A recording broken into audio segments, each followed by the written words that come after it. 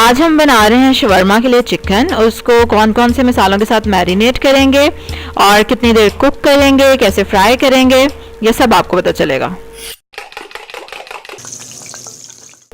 अस्सलाम वालेकुम, welcome to love to cook. You can do it, the best place for easy cooking. एक chicken breast है पूरी और उसको स्ट्राइप्स में काट लिया है। 1 कप दही है और 1 टेबलस्पून तंदूरी मसाला है, घर का बना हुआ। अगर आपके पास नहीं है तो बाजारी यूज़ कर लें, लेकिन घर वाला ज़बरदस्त होता है।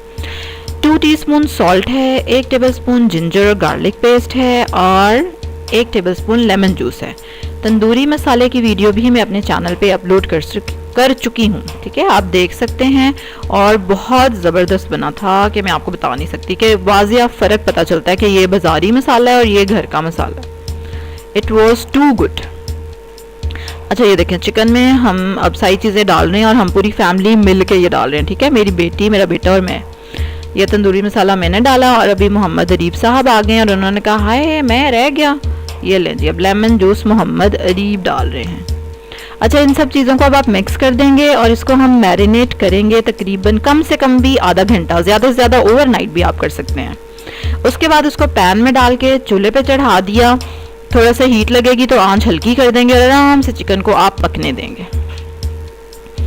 और ये देखें, ठीक है, तकरीबन 20 मिनट से चिकन पक रहा था, कोई पानी शानी हमने नहीं डाला अपने पानी में। ये मज़े का गल के तैयार हो गया है। अब मैं इसमें थोड़ा सा डालूंगी घी या कुकिंग ऑयल, जो भी आप डालना चाहें, और मैं इसको थोड़ा सा फ्राई करूंगी।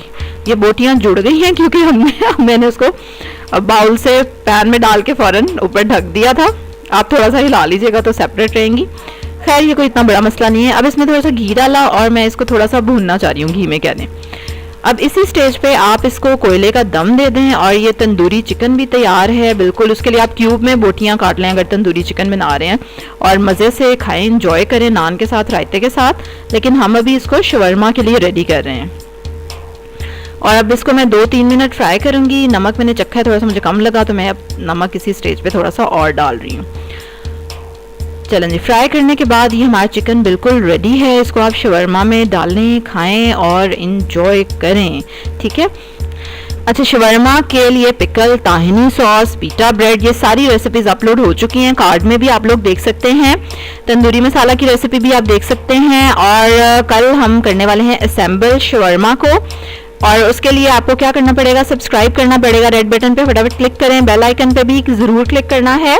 लाइक करें इस वीडियो को, शेयर करें अपनी फैमिली के साथ, अपने फ्रेंड्स के साथ। कल एक और बल्कि कल शवरमा असेंबल करने की रेसिपी के साथ आपसे मुलाकात होगी। अल्लाह हाफिज़।